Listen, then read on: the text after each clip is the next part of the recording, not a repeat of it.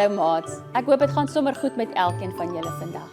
Ek hoop julle hou nog sommer baie lekker vakansie en dat julle ook al uitsien na die skoolkwartaal wat om die draai is. Gelukkig is daar darm nog een oggend van lekker laat slaap voordat jy weer moet vroeg opstaan om reg te wees vir skool. Vandag gaan ons 'n storie in die Bybel lees wat gaan oor liefde en opoffering en moeilike besluite. Maar voordat ons daarna saam kyk, kom ons sing eers 2 liedjies sommer lekker saam.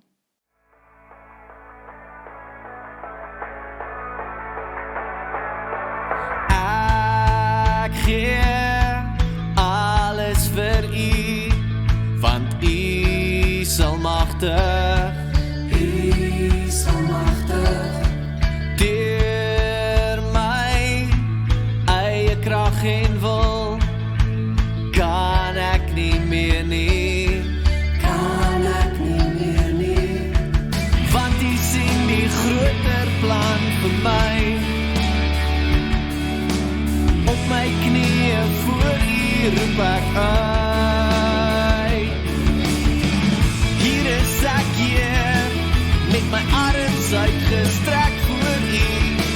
Hier is ek, Heer, kom vat my hand, kom neem my, Heer. Hier is ek, Heer, vorm my, vou my soos U wil. Hier is ek, Heer, voor U.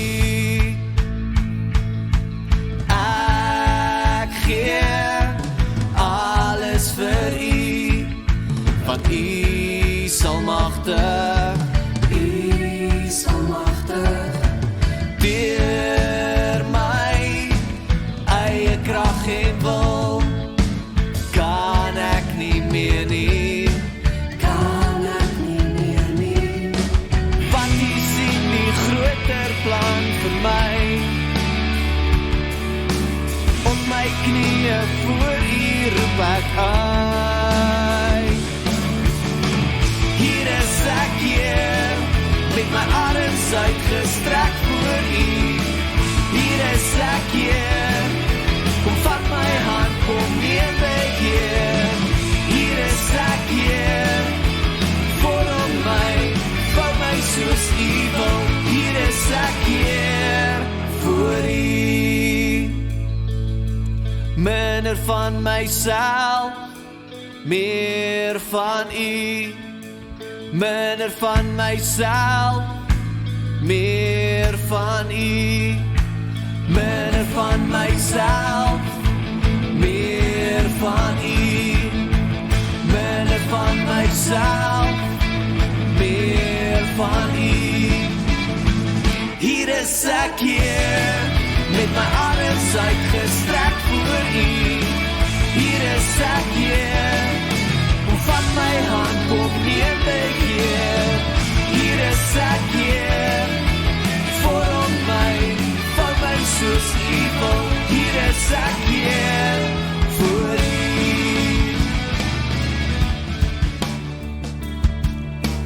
Weet jy dat Jesus jou lief het? Weet jy dat hy baie van jou hou, sommer net soos jy is, want jy's kosbaar en spesiaal vir hom.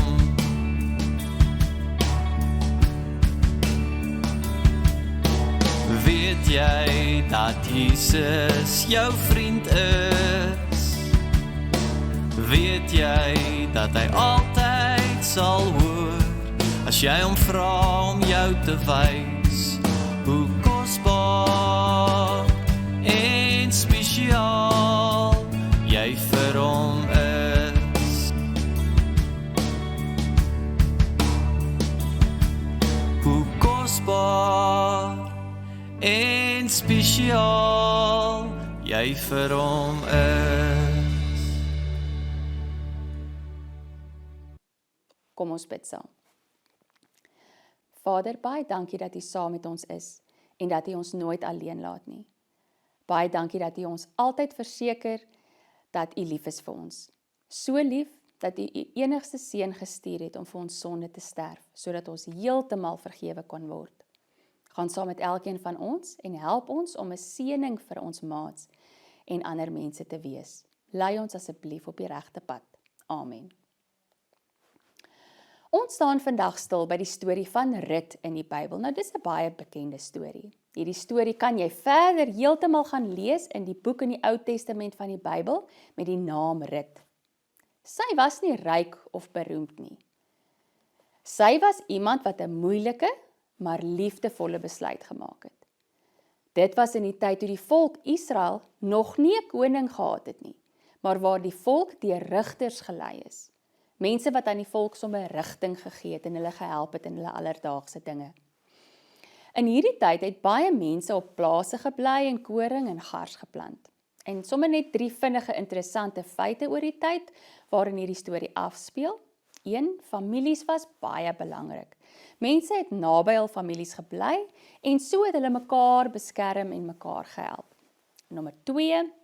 Weduwees, vrouens wie se mans gesterf het dikwels baie swaar gekry, want hulle het nie maklik werk of geld in die hande gekry nie. En dan nou derdens, boere het koring op hulle lande gesny. God het vir hulle dan gesê, hulle moet 'n bietjie koring oor laat lê op hulle lande, sodat die arme mense hierdie koringare kan kom optel. Kom ek vertel vir julle die storie. Naomi en haar man, hul 2 seuns en die se vrouens, Orpa en Rut, het in 'n ander land, Moab, gaan woon as gevolg van 'n droogte in Israel. Daar gekom, toe sterf Naomi se man, sowel as haar 2 seuns, wat dan nou die 3 vrouens as weduwees gelaat het. Vrouens wat dan nou nie meer mans het nie. Naomi het besluit om eerder terug te gaan na Israel toe en het aan haar skoondogters gesê dat hulle kan teruggaan na hulle eie families toe. Orpa besluit toe om na haar familie toe terug te gaan, maar Rut het besluit om nie die maklike roete te volg nie.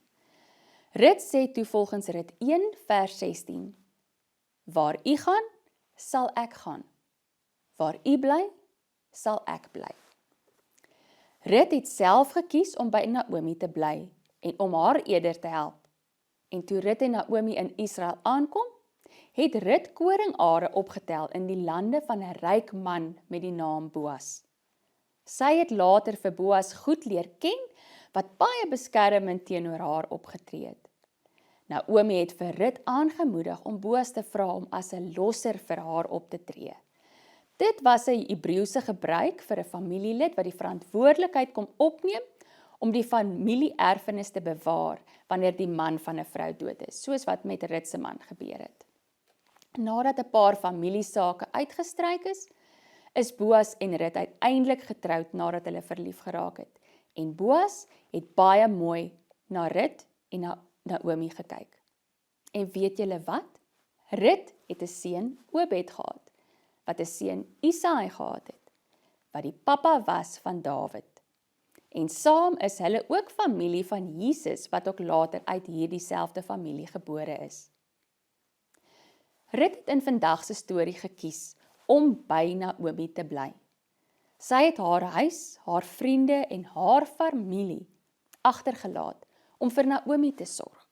Sy was lief vir Naomi en het hierdie opoffering gemaak om eerder haar skoonma te help toe sy dit nodig gehad het. Dit was 'n liefde wat nie net sê ek gee om nie, maar 'n liefde wat iets doen.